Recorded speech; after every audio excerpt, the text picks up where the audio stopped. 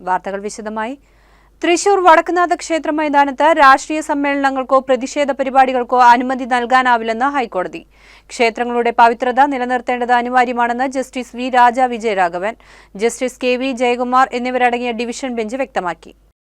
Cochin Devaswom board ഉൾപ്പെടെ സമർപ്പിച്ച ഹർജിയിലാണ് ഉത്തരവ്. ദേവസ്വം ബോർഡിന്റെയും ക്ഷേത്രങ്ങളുടെയും ആവശ്യങ്ങൾക്ക് മൈതാനം സൗജന്യമായി നൽകാം. മറ്റു പരിപാടികൾക്ക് നിശ്ചിത ഫീസ് ഈടാക്കാം. സാംസ്കാരിക പരിപാടികളാണെങ്കിൽ ദേവസ്വം ബോർഡിന് യുക്തമായ തീരുമാനമെടുക്കാം. പരിപാടിക്ക് ശേഷം മൈതാനം ശുചിയാക്കി നൽകേണ്ടത് സംഘാടകരുടെ ബാധ്യതയാണെന്ന് കോടതി പറഞ്ഞു. മൈതാനത്ത് മാംസാഹാരം കൊണ്ടുവരാനോ വിൽക്കാനോ അനുവദിക്കില്ല. പ്ലാസ്റ്റിക് ഉപയോഗം പാടില്ല. കോടതിയുടെ പ്രത്യേക അനുമതിയില്ലാതെ മൈതാനത്ത് സ്ഥിരമായോ താൽക്കാലികമായോ നിർമ്മാണം നടത്താൻ പാടില്ല.